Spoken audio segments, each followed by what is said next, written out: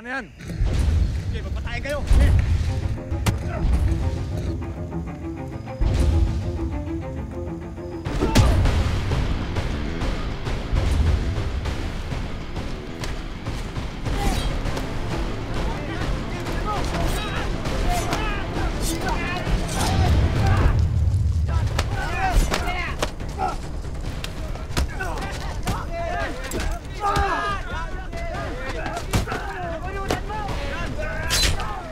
Amang, naiintindihan po namin.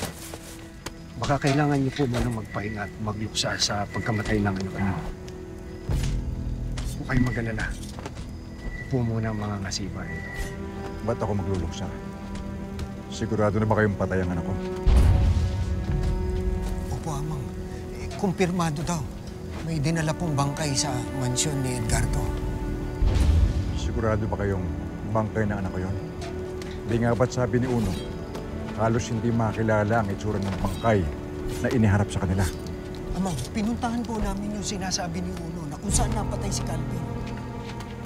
Sinuyod po namin ang buong kagubatan at sinuyod din po namin ang kahabaan ng ilog. Pero wala po kaming nakita ni isang bakas ni Calvin. Sa akin ka maniwala dito. Dugo kang dumadaloy sa katawan ni Calvin. At alam mong hindi ganun kadali mamatay ang lahi namin. Kung masamang damo mo, mas masamang damo ang anak ko. Mabubuhay siya kahit sa impyerno.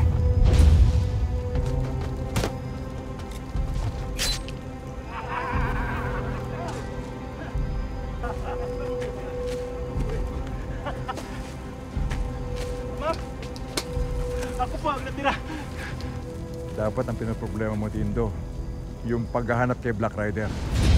Alamin mo ang lahat tungkol sa kanya. Kailangan magbayad sa akin ang Black Rider na yan. Hanapin niyo! Opo. Tara!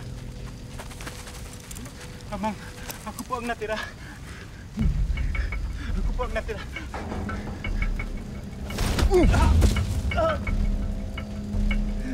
Salamat po. Ang swerte mo! Ang swerte mo! Atin nyo!